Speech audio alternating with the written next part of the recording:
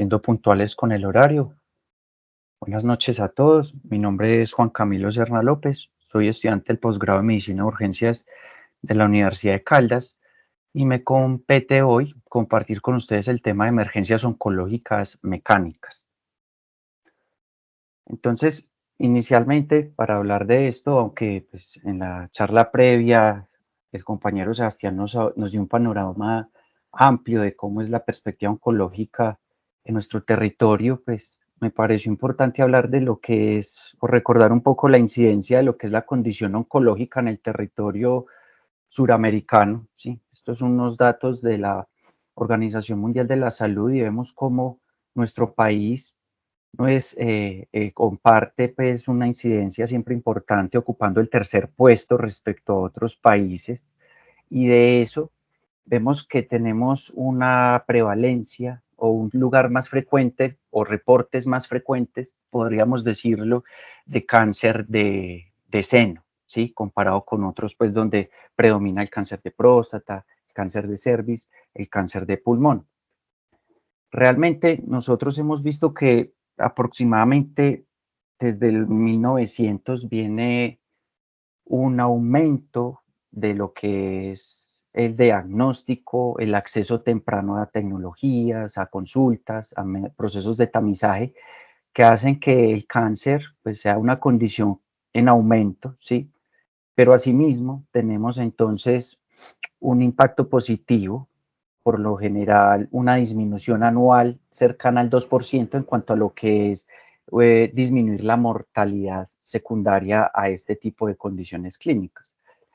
Entonces, cuando hablamos de emergencias oncológicas, sabemos que son complicaciones asociadas a la condición oncológica propia y natural de este proceso, y que pueden ser de muchos tipos, pueden ser infecciosas, pueden ser metabólicas, hormonales, como ya vimos previamente, pueden ser obstructivas y pueden estar incluso asociadas al tratamiento. Y nos compete hoy entonces hablar de ese concepto de fenómenos mecánicos u obstructivos. Yo creo que este dibujo explica muy bien la idea de lo que sucede o lo que nos podemos empezar a imaginar con una condición que empieza a crecer, ¿sí? Empieza a comprimir desde la parte externa o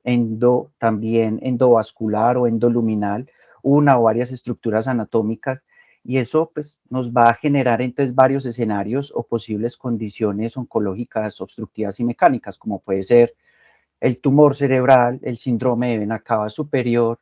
el taponamiento cardíaco, el contexto del síndrome de compresión medular o incluso pues lo que es los eventos obstructivos intestinales en el contexto puramente maligno. Sabemos que algunas emergencias oncológicas, como cualquier condición patológica, pueden ser insidiosas, pueden desarrollarse rápidamente y que lentamente, y que esas condiciones den tiempo a mecanismos compensadores fisiológicos. Entonces el paciente se nos va a presentar en urgencias ya en un estado de pronto muy avanzado, donde nosotros incluso nos preguntamos cómo es posible que ese paciente haya llegado por sus propios medios. Pero también existe la otra cara de la moneda, que es ese escenario donde se desarrolla una complicación de manera rápida, aguda, que impacta de manera significativa la mortalidad de los pacientes, entendiendo que pues, no les da tiempo a realizar una serie de procesos fisiológicos compensatorios. En el contexto de esta charla, pues yo creo que lo más importante es entender que la historia clínica cobra mucha relevancia. Muchos de nosotros tendremos contacto con unidades oncológicas, estaremos en contacto muy seguido con pacientes oncológicos, pero ¿qué sucede cuando ese paciente no puede consultar al servicio que está enseñado a consultar o nos llega pues por X o Y razón ya con un evento o una emergencia oncológica? La importancia del examen físico, sospechar las enfermedades oncológicas mecánicas y obstructivas, para nosotros poder orientar los laboratorios y las imágenes que finalmente nos van a ayudar a tomar una conducta médica o quirúrgica que obviamente va a ir de la mano muy seguramente en un manejo multidisciplinario de estos pacientes.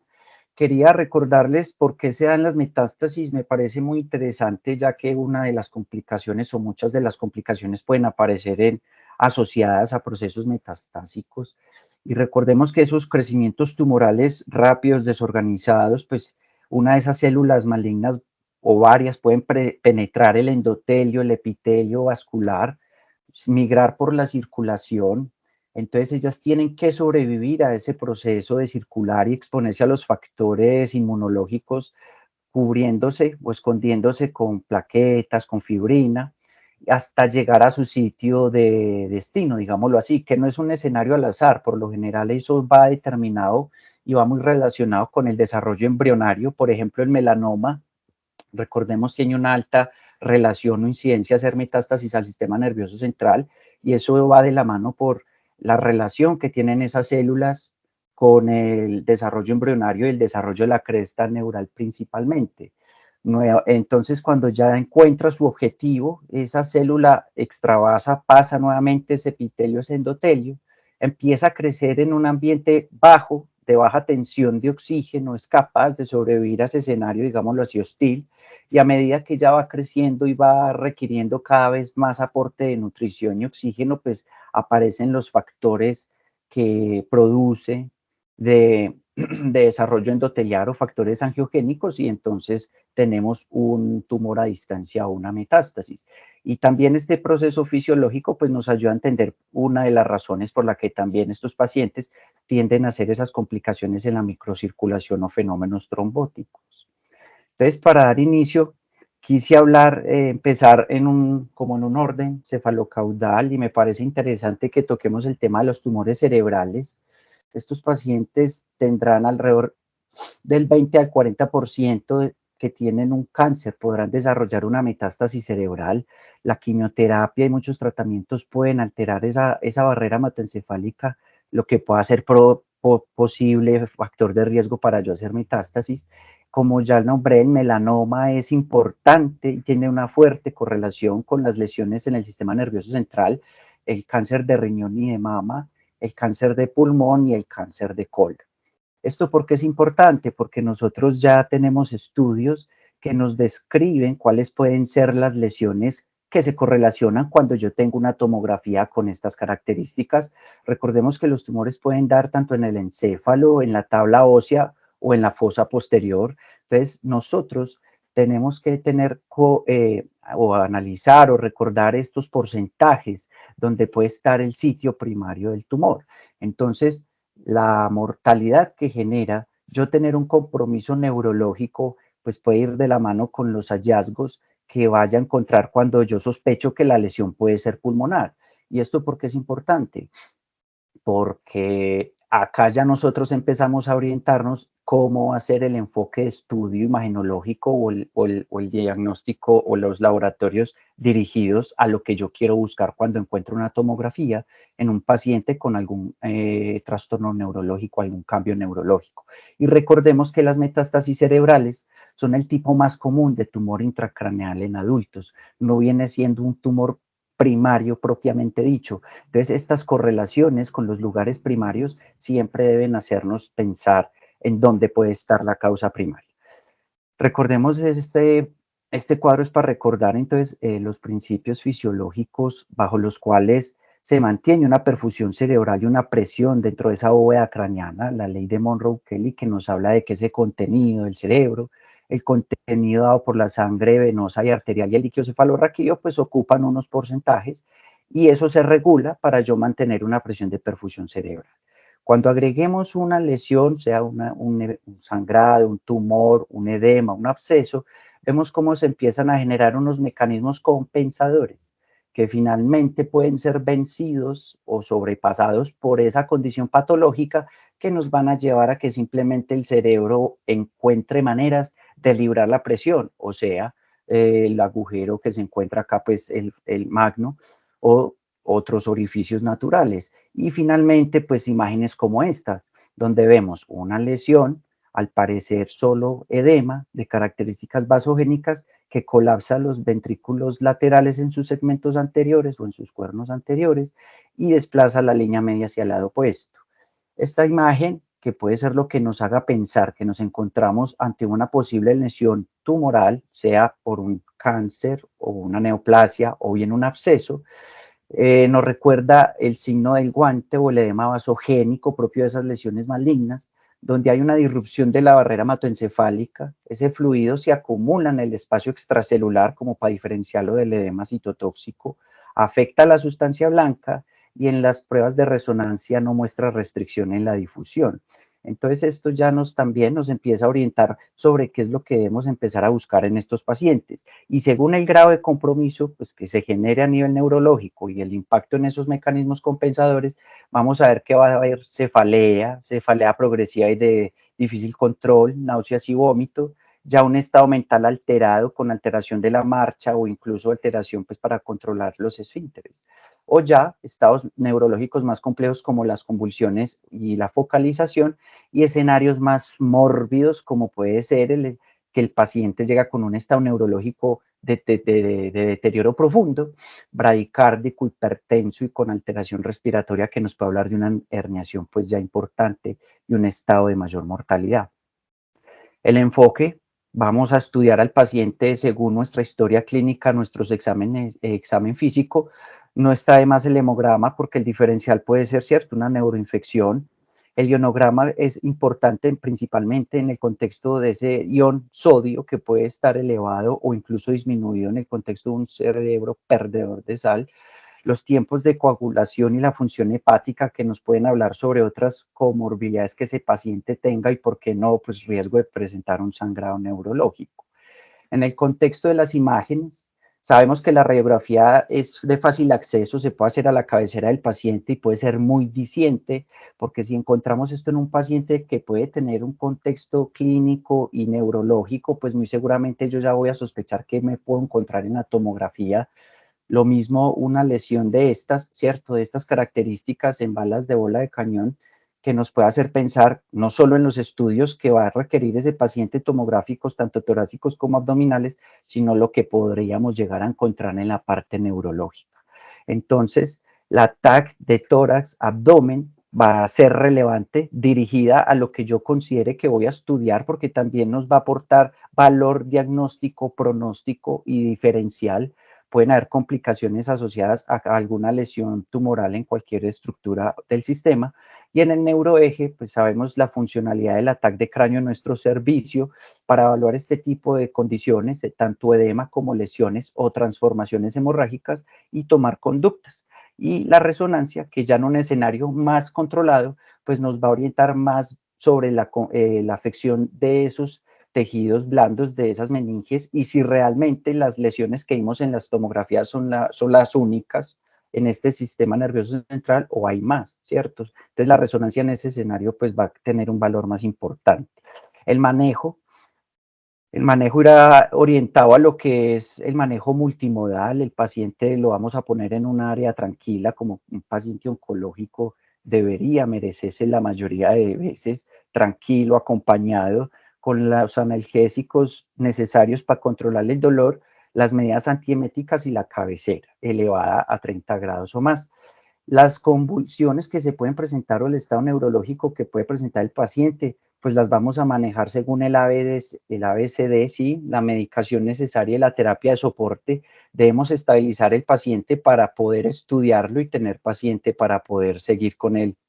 manejo médico multidisciplinario. Y acá es donde aparece un tratamiento y es los esteroides, principalmente la dexametasona. Cuando uno revisa la literatura se da cuenta que la dexametasona tiene muchos estudios, no hay una dosis plena recomendada, pero sí nos orienta a que si el paciente viene neurológicamente comprometido o tiene síntomas graves, yo podría incluso apoyarme con un bolo de 10 miligramos y dejarle una dosis dividida al día de 16 miligramos o también usar dosis menores según la clínica del paciente, pero no vamos a usar esteroides en paciente que tiene hallazgo incidental y está sintomático. Realmente este estudio que puse acá hizo una comparativa entre el esteroide, la dexametasona y el manejo regular. E incluso hicieron un brazo de estudio que fue con la radioterapia general a nivel de total de cerebro y vieron que esto era un medicamento que en menos de 24 o entre 24 y 48 horas impacta de manera muy positiva en la resolución de síntomas, focalización, nivel de conciencia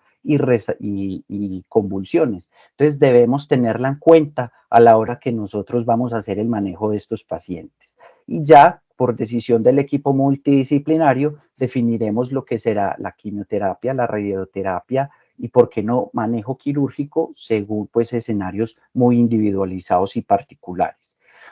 En el contexto del síndrome de vena cava, me parece muy importante nombrar a este médico porque él desde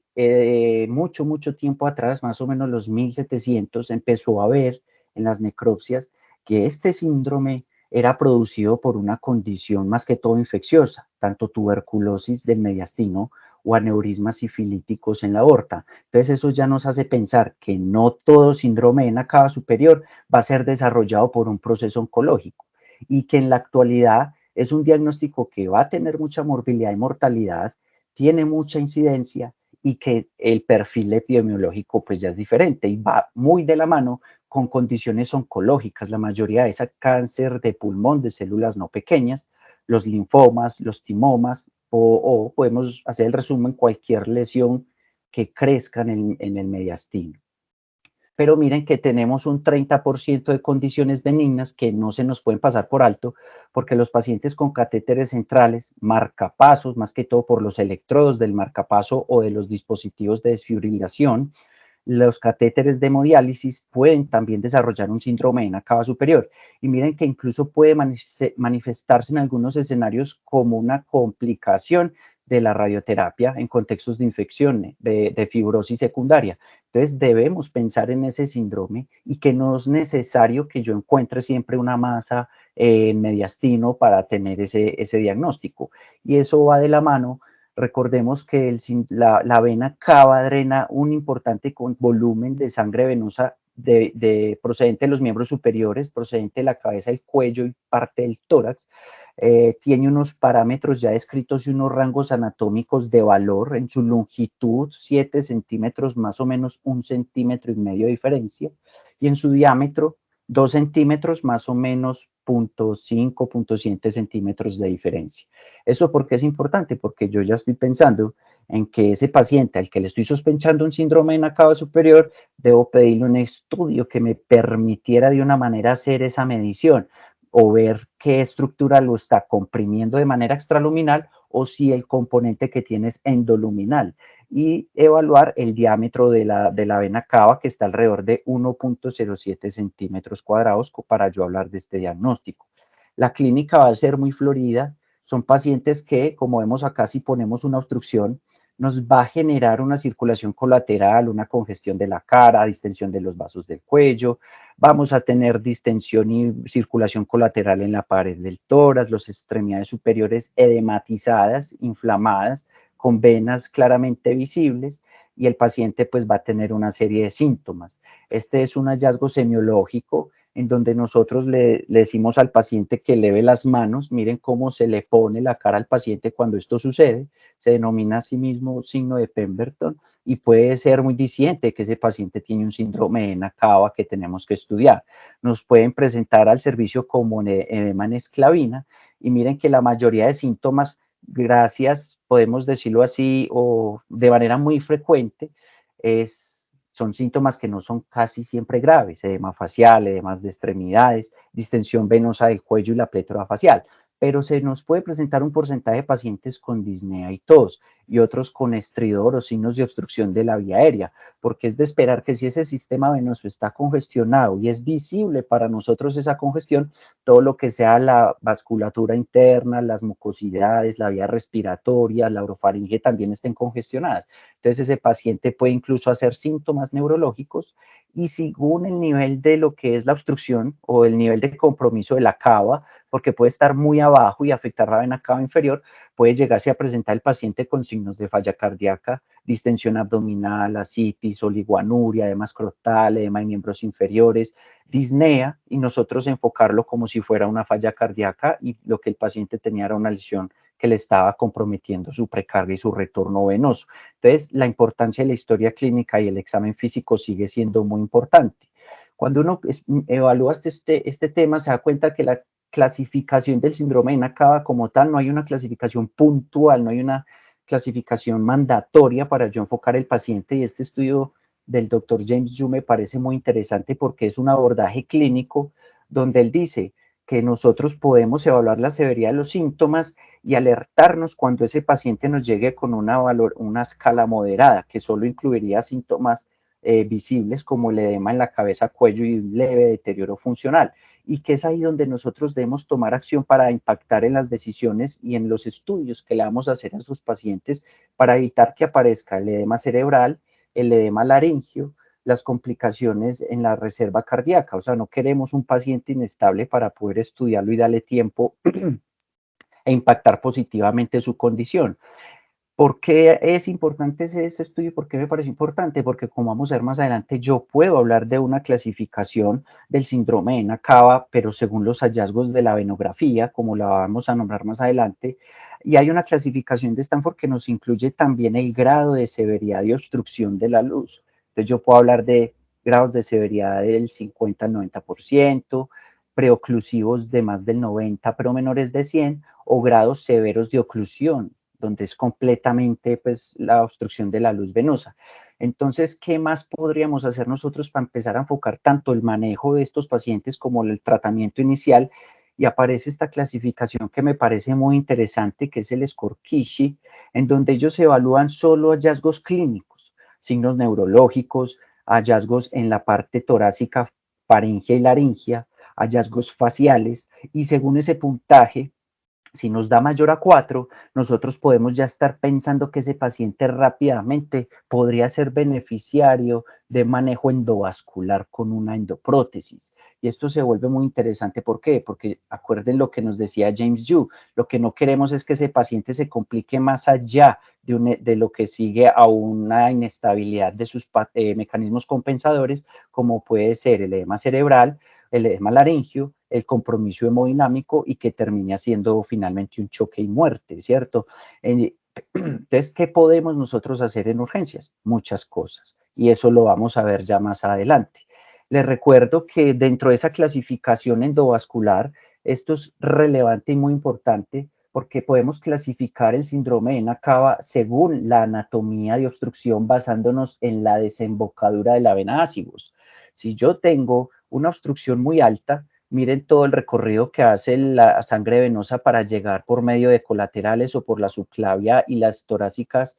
internas para llegar a la cava inferior, sobrepasando la obstrucción y llegar a las cavidades derechas. En este caso no habría tanto impacto fisiológico según se describe. Tenemos una clasificación tipo B, ya tenemos una obstrucción supraácigos y miren que el recorrido de pronto puede ser más extenso, pero igualmente el paciente tiene su sistema colateral y llega el drenaje venoso a la cava inferior para llegar por retorno a las cavidades derechas, y tenemos el escenario más oscuro y más turbio donde el paciente incluso se nos puede presentar con eventos de bajo gasto graves, con mínimos cambios de postura, con mínimas valsalvas. Y es que miren la obstrucción completa de la ácigos, y miren cómo todo ese retorno tiene que dar unos grandes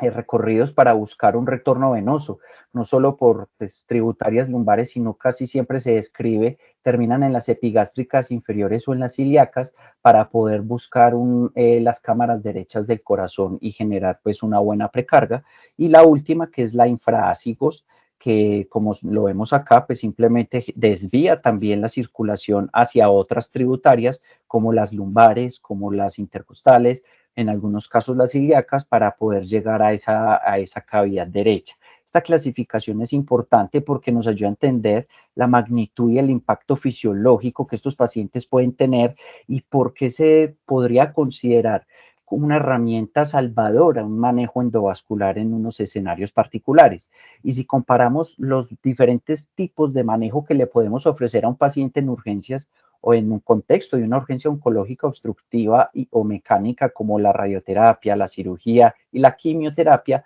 miren que la terapia con stent genera un alivio de síntomas muy alto en un tiempo muy corto. No afectaría, obviamente, los estudios histológicos que ese paciente habría que hacerle posteriormente si es un escenario oncológico. No está exenta de desventajas. Sabemos que el stent se puede reobstruir, puede migrar, puede haber un taponamiento pericárdico, una ruptura vascular, pero si comparamos esas desventajas en la luz de este cuadro, vamos a ver que realmente es una herramienta que rápidamente nos podría impactar en estabilizar ese paciente. Entonces nosotros abordamos ese paciente, le hacemos la historia, nos casamos con ese diagnóstico, empezamos el estudio, la radiografía nos podría mostrar o sugerir una lesión que confirmaría nuestra sospecha, podría estar normal, ya vimos que puede ser una obstrucción endovascular, una estenosis, una fibrosis que no se va a ver por este medio, pero sí tenemos la tomografía contrastada rápidamente en urgencias para no solo evaluar la lesión, el compromiso de estructuras adyacentes, sino también si encontramos trombos o lesiones endovasculares que requieran terapia endovascular propiamente dicho, ¿por qué no evaluar acá también complicaciones y metástasis y definir por parte del equipo multidisciplinario el mejor lugar para abordar y tomar biopsias? Entonces es un estudio muy completo que en el contexto de urgencia o caso emergente se volvería para nosotros un estándar de oro por su buena sensibilidad y especificidad. Obviamente la resonancia ya en un escenario más controlado, con un paciente más permisivo, más estable, nos va a orientar también al manejo, no solo aclarar y esclarecer el diagnóstico, pero tiene una desventaja y es que no permite hacer manejo endovascular. Y la parte de la venografía, pues tiene también una desventaja y es que esta nos puede hacer el manejo endovascular y nosotros destapar esa cava, ese síndrome, esa cava que está obstruida, pero no nos va a orientar a la posible causa externa que el paciente tiene, pero nos estabiliza, nos mejora ese retorno de sangre, esa precarga y nos debe ayudar a estabilizar al paciente en un escenario de un paciente críticamente enfermo o muy grave, que no nos esté dando tiempo pues para tomar la conducta de manera menos emergente. Entonces, ¿qué nos dice este recorrido? Usted evalúa al paciente, sugiere un síndrome de vena cava, toma la imagen que tenga en ese momento, ojalá sea una tomografía con contraste de tórax, y defina si tiene un estado amenazante para la vida. Si su respuesta es positiva, evalúe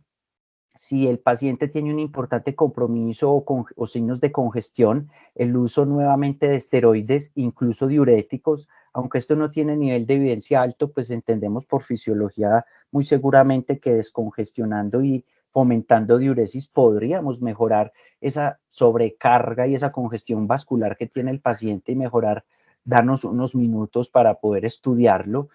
Resucite al paciente, aplique el ABC y defina si el paciente es tributario de llevarlo a terapia endovascular según su condición clínica. Y ya definir si el paciente que está altamente sintomático, se le puede hacer los mecanismos de tromboaspiración y trombectomía o cirugía, si es el caso, para pensarlo y controlarlo. Evitemos en pacientes que están menos sintomáticos ser tan agresivos, anticoagulémoslos y empecemos el estudio, estratifiquémoslo, evaluemos su pronóstico y definamos rápidamente. Concluyamos con un equipo también multidisciplinario si la causa es benigna, por un marcapasos, por un catéter de hemodiálisis o el paciente puede beneficiarse de una angioplastia porque está muy fibrótico ese vaso, entonces vamos a tomar esa conducta. O finalmente, si la condición pues es otra y el paciente no está críticamente enfermo, ingresémoslo, empecémosle su manejo analgésico, sus medidas de soporte, estudiémoslo y tomemos la mejor decisión acompañada de otros especialistas. Esto es lo que quiero mostrar con la terapia endovascular y recordar que ese stent realmente puede ser una medida salvadora en una condición amenazante para la vida por su mejoría sintomática, sus tasas de éxito alto y las bajas tasas de reestenosis. Pero quiero aclarar que esto es un escenario muy estudiado según lo que encontré en el síndrome de vena cava superior, más no en el síndrome de vena cava inferior, que obviamente puede existir y que son condiciones clínicas donde el paciente puede tener ya un compromiso sistémico mucho más grande, mucho más amplio y esto no ser un resultado tan beneficioso para él. Entonces, en el contexto de este tema, siempre debemos considerar esto como una opción de manejo.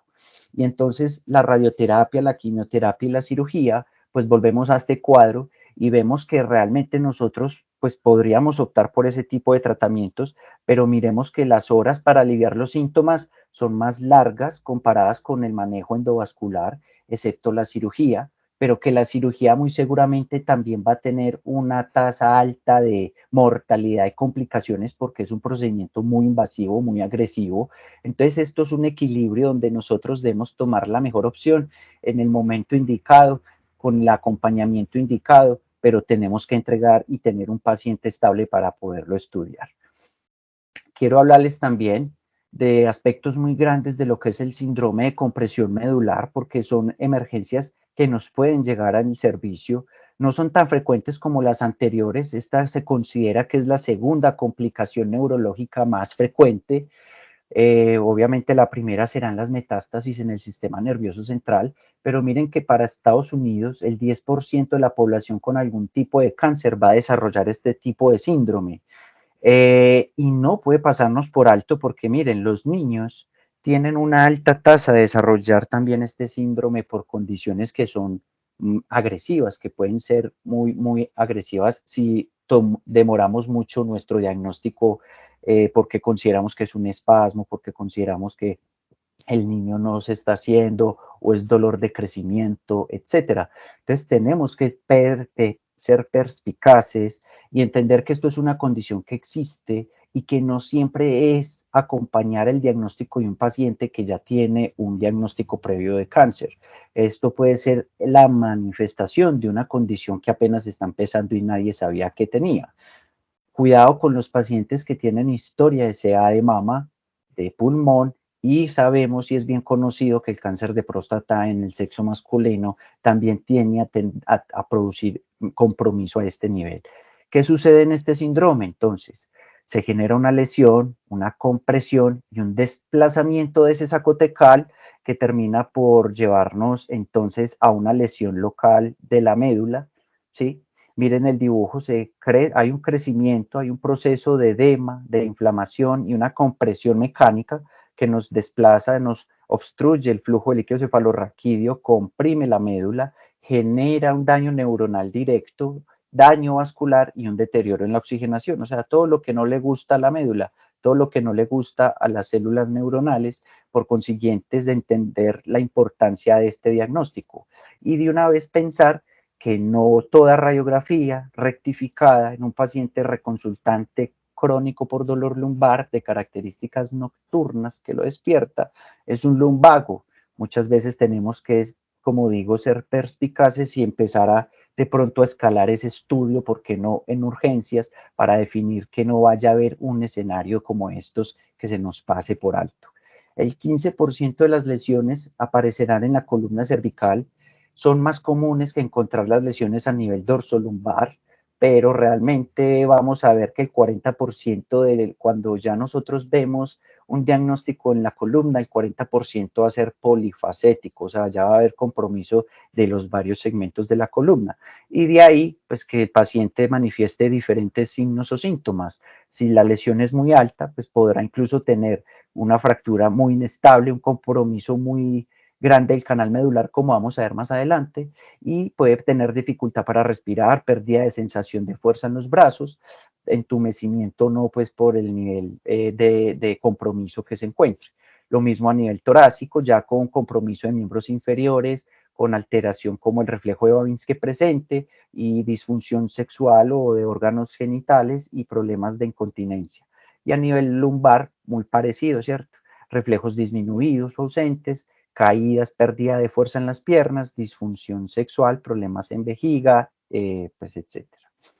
Pero esto es lo que es más importante, que estos pacientes llevarán mucho tiempo antes de hacer estas manifestaciones, muy seguramente consultando por características de dolor local y dolor radicular nocturno, que empeora cuando el paciente se acuesta, hasta que el paciente nos empieza a decir, doctor, pues me levanto y me doy cuenta que me oriné y no sé por qué. Eso obviamente pues ya es un signo rojo que tenemos que estudiar muy juiciosamente. El abordaje de estos pacientes, sabemos, como vimos al principio, que la historia clínica debe ser muy bien enfocada, estabilizarlo si es necesario, y el estudio imagenológico. Y acá es donde yo quiero hacer énfasis en la radiografía. Tendremos que estar muy bien entrenados para que no se nos va a pasar lesiones como estas que vemos acá, ¿cierto? Y decir que es una columna rectificada por dolor y pues mandar el paciente a seguimiento ambulatorio, o ya lesiones como estas que son más visibles y por qué no pues de pronto ver acá una pérdida de altura en alguno de estos cuerpos vertebrales que nos haga pensar en que esa es la causa del dolor. Tenemos acceso a las tomografías y van a ser muy dicientes para aclararnos el diagnóstico ¿sí? Entonces podríamos ver si hay lesiones o no, pues no es la herramienta ideal para ver el canal medular, los tejidos blandos, pero aquí ya podremos darnos cuenta de qué es lo que ese paciente puede tener y la causa de su dolor lumbar o sus manifestaciones neurológicas. Y finalmente pues tenemos la resonancia, que ya nos permite diferenciar hallazgos óseos que pueden ser agudos o crónicos y el nivel de compromiso que tiene el canal medular o la compresión y el nivel que se está viendo y signos de sufrimiento pues a nivel de esa médula para definir algún tipo de tratamiento. Obviamente, el esteroide sigue siendo un manejo en este escenario dirigido, no es monoterapia, hay que agregarle manejo del dolor según la escala del dolor y el esteroide también ha impactado de manera positiva al punto que quiero compartirles con ustedes rápidamente este protocolo que me pareció muy interesante, donde el esteroide es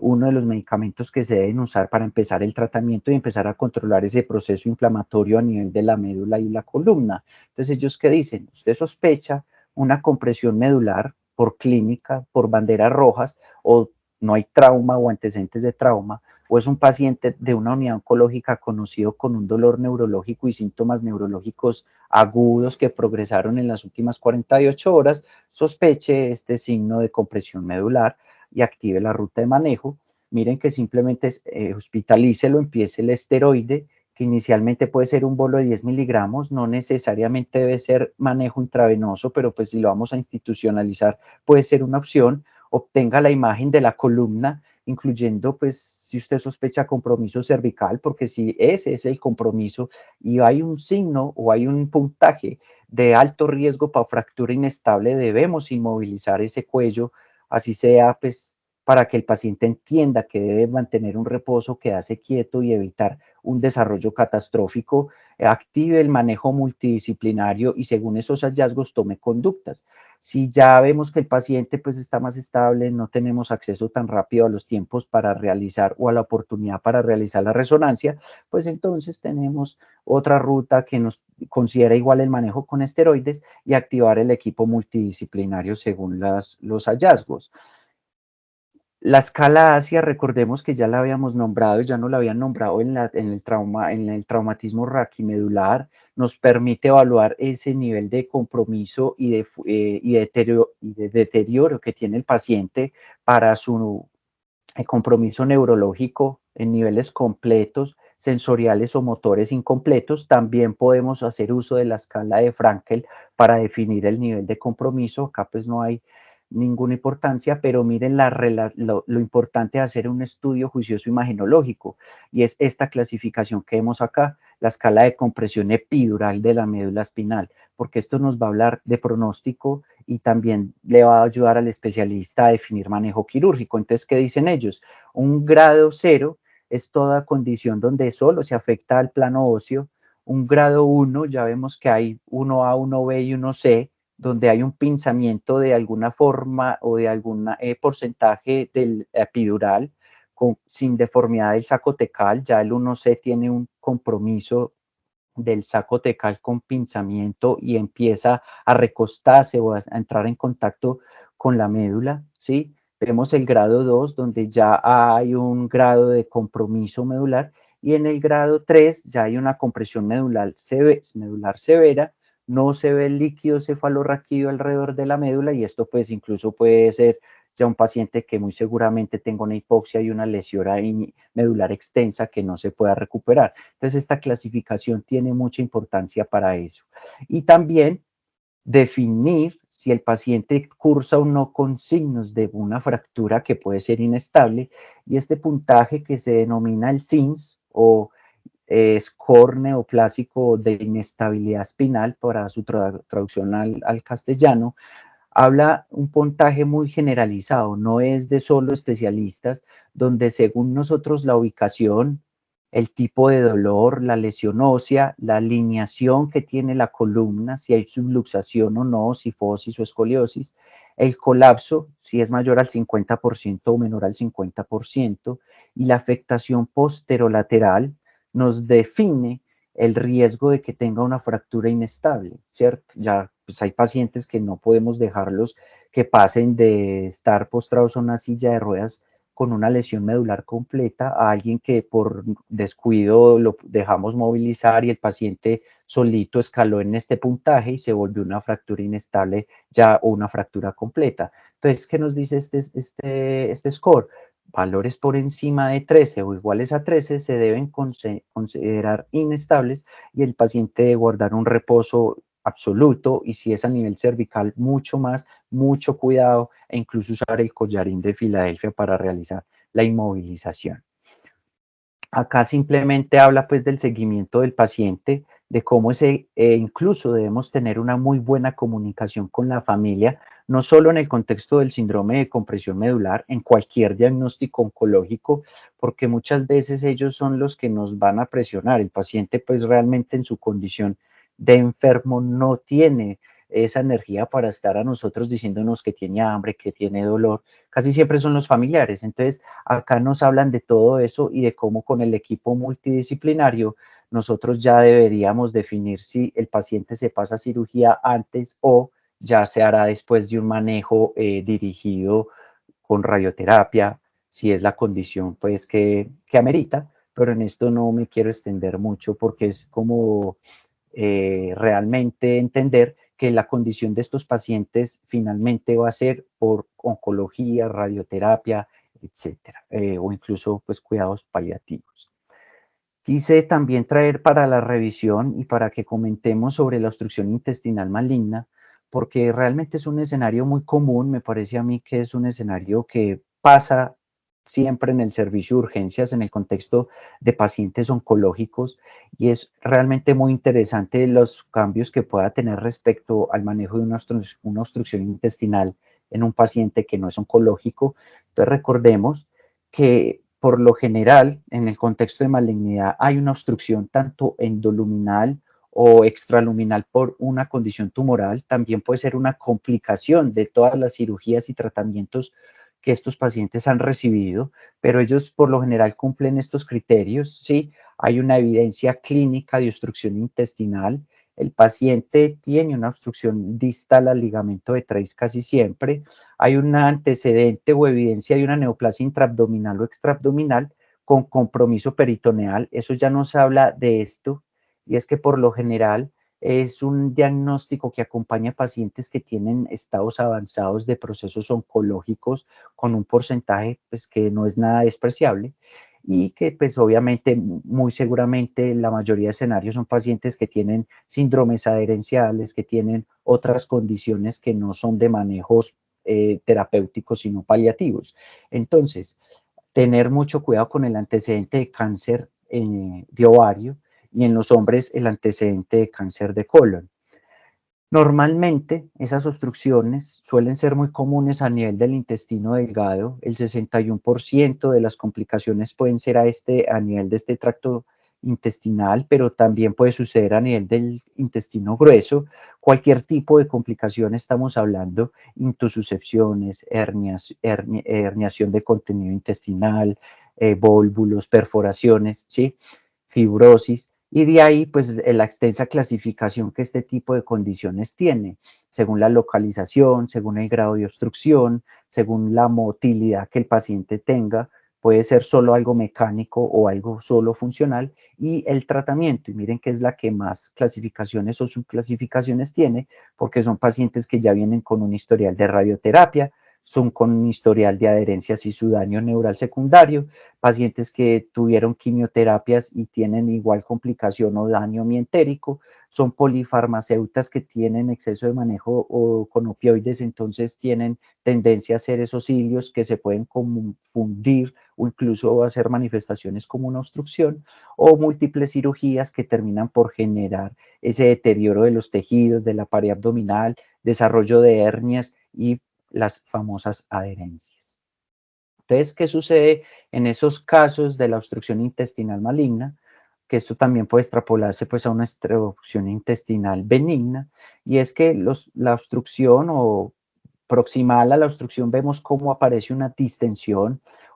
hay una acumulación de gas, hay una acumulación de líquido, de ahí que se ven esos niveles hidroaéreos en las ayudas diagnósticas, pero miren que lo interesante es que acá proximal vamos a tener un paciente que mm, que esté bien nutrido, con buena reserva fisiológica, un intestino combatiente peleando por vencer esta obstrucción. Entonces acá ya vamos a ver que eso generará dolor, dolor tipo cólico. Y por otro lado, la distensión, ¿sí? Que también nos va a generar otro tipo de dolor. Entonces, ese dolor somático visceral y ese dolor somático tipo cólico, pues ya es orientativo para nosotros empezar el tratamiento de estos pacientes. Lo peligroso de esto, y es que la persistencia de esa distensión genera la hipoperfusión del tejido, la facilidad con que puede generarse una traslocación bacteriana, una perforación y entorpecer o ensombrecer el diagnóstico que tiene un paciente en condición pues ya oncológica. Esto es un algoritmo que nos recuerda entonces toda la fisiología que sucede en el contexto de la obstrucción intestinal. Estos pacientes se distienden, empiezan a producir secreciones, esos cambios de secreciones, esos aumentos en la secreción nos llevan a cambios hemodinámicos y metabólicos. Esa distensión abdominal nos va a generar una restricción ventilatoria. Entonces los pacientes ya podemos imaginarnos cómo van llegando al servicio de urgencias, pues si es el caso, cómo todo esto nos va a fomentar la isquemia necrosis, la necrosis, perdón, la perforación, la sepsis, la falla multiorgánica y pues que el paciente pueda incluso llegarnos en un estado de choque profundo o premortem. Entonces, recordemos el manejo que vamos a empezar a orientar para el tratamiento de estos escenarios y el manejo multimodal del dolor, tanto visceral como tipo cólico. Los síntomas más frecuentes, pues es esperable que estos pacientes nos lleguen con náuseas, vómito, persistente, fecaloide, no siempre va a ser fecaloide, pero sí persistente, los dolores somáticos y viscerales y la ausencia típica de la obstrucción de la deposición o de los gases que puede estar precedida de episodios de diarrea, pero también pensar que estos pacientes van a estar deshidratados. Aunque no hayan vomitado mucho, pues ya vimos que el intestino produce mucha secreción y mucha agua para intentar desobstruirse, pero realmente pueden llegarnos en falla renal y con trastornos electrolíticos que van a empeorar esa movilidad intestinal y van a empeorar que responda a un tratamiento el paciente. La radiografía va a ser de elección para estos casos. Sabemos que la podemos hacer en la medida de lo posible con el paciente de pie. No tiene una sensibilidad y una especificidad muy buena, pero es muy orientativa, más aún con una historia clínica y un examen físico que nos hable de alto riesgo de obstrucción intestinal, acá como podemos ver, ¿sí? Y también nos puede orientar sobre qué tipo de obstrucción es la que tiene el paciente, ya que si vemos que las asas son periféricas, que las asas se les ven las válvulas convergentes, tiene los niveles hidroaéreos y ausencia de gas distal, pues yo me quedo con el diagnóstico de que es una obstrucción proximal o que compromete más el intestino delgado, ¿sí? También el signo de collar de perlas que vemos acá, que no es neumatosis, sino estos niveles que nos hablan del compromiso del intestino delgado, o ya una radiografía que nos muestra una asa intestinal gruesa, única, periférica, con austras en su interior, que nos habla del colon, con un cierre distal, con un ciego que puede estar mayor a 9 centímetros con riesgo de perforación, o en otros trayectos mayores a 6 centímetros. Y también hablemos entonces de lo que va de la mano, ese estudio radiológico, más y unas medidas de, digámoslo, terapéuticas de seguimiento, porque los medios hidrosolubles, como es el gastrografín, que es un medio de contraste que se puede dar oral para estudiar obstrucción intestinal y en el contexto maligno, tiene estudios que han mostrado su beneficio. No solo nos va a mostrar si el paciente tiene o no una obstrucción, sino que permite hacerle seguimiento a esa obstrucción para ver si hay un fracaso de las medidas médicas que se están haciendo, si hay complicaciones o extravasación del medio del contraste, pero a su vez puede ser un mecanismo terapéutico. En nuestro medio no se usa tanto el escenario de medios de contraste para hacer la radiografía en urgencias, pero sí podemos echarle mano a ese medio de contraste para hacer la tomografía con doble contraste, ¿cierto? Venoso y oral, y poder hacer de pronto lo que este estudio nos quiso mostrar, que fue un estudio que incluyó de manera importante más de 1.200 pacientes, fueron casi 2 estudios, donde los pacientes con medidas médicas en el contexto de una obstrucción maligna, se les realizó ese estudio imagenológico con ese medio de contraste o con medios de contraste hidrosoluble, y miren cómo todos esos estudios nos mostraban que a favor de la terapia con el medio de contraste respecto a la observación o las medidas de seguimiento estándar para la resolución del cuadro de obstrucción.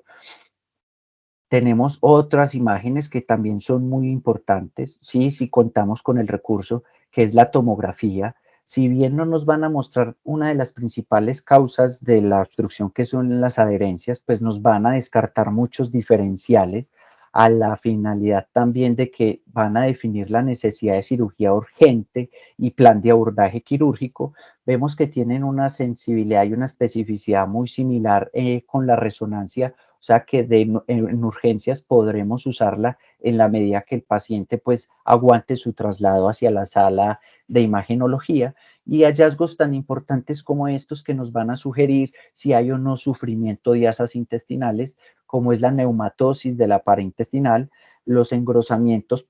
peligrosos o ya de un límite del intestino delgado 3 milímetros o del grueso 5 milímetros, el signo de la diana, el líquido libre alrededor del asa intestinal o de la obstrucción, o el signo del peine, que nos muestra toda esa congestión capilar alrededor de una asa intestinal engrosada, que pueda tener o no otros signos como neumatosis intestinal, que esto puede ser tanto para el manejo agudo y definir que ese paciente muy seguramente tiene un abdomen agudo en el contexto oncológico, y activar el equipo quirúrgico. No significa entonces que un paciente oncológico paliativo no se deba someter a una medida invasiva. Muchas veces estas medidas no van a mejorar el desenlace final, pero le van a dar comodidad al paciente, a la vez que podemos garantizar de pronto desobstruir esta luz intestinal y que el paciente pueda comer, sino también que podemos controlar sangrados y complicaciones pues que puedan traerle comodidad al paciente, tomar estudios y biopsias. Entonces, realmente las endoscopias y las colonoscopias irán de la mano según la condición clínica y lo que nosotros sospechemos que ese paciente tiene como causa de la obstrucción.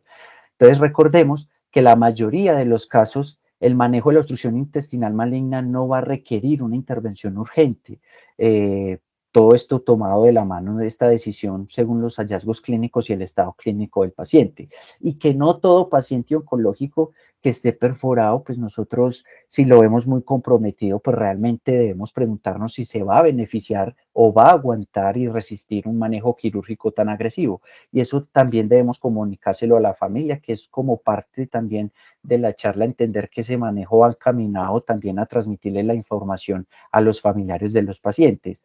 Y lo que les había dicho, la terapia puede ser curativa o paliativa, pero esto no exime al paciente de tratamientos invasivos. Entonces, suspendemos la vía oral del paciente, pasamos la sonda nasogástrica, que realmente es una medida transitoria, pero que está indicada sin importar los múltiples niveles de obstrucción que tenga el paciente, si tiene ascitis severa o no, si la enfermedad se considera rápidamente progresiva o si el paciente tiene una mortalidad tan alta que en el próximo mes, pues muy seguramente no va a estar con nosotros, pues eso no la contraindica. La reanimación hídrica sabemos que es importante, ya vimos que esos pacientes van a llegar deshidratados, tendrán trastornos electrolíticos, podrán tener daño renal, pues la idea tampoco es que porque sean paliativos no dejarlos con al menos los líquidos basales y reponerles los trastornos electrolíticos, como vemos acá, y definir si el medio de contraste hidrosoluble realmente es una herramienta útil. Como vimos, podemos usarla de manera general, ya que es un contraste hidrosoluble, en los pacientes que les vamos a ordenar la tomografía de abdomen para hacer el estudio, junto con el contraste venoso para mejor resultado.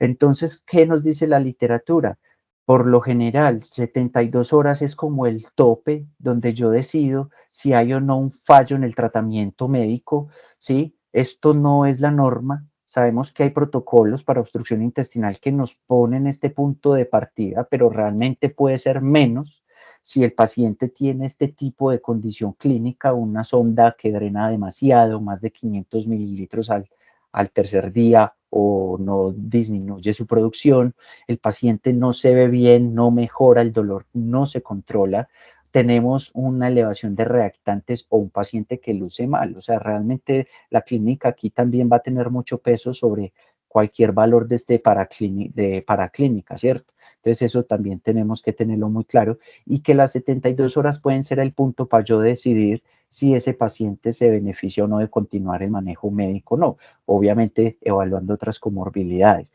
O ya que encontremos en una imagen de control hallazgos como estos que ya nombré, donde el paciente pues hay que definirle rápidamente si se va a dejar burdamente, por así decirlo, quietico, o si se va a beneficiar de un manejo quirúrgico.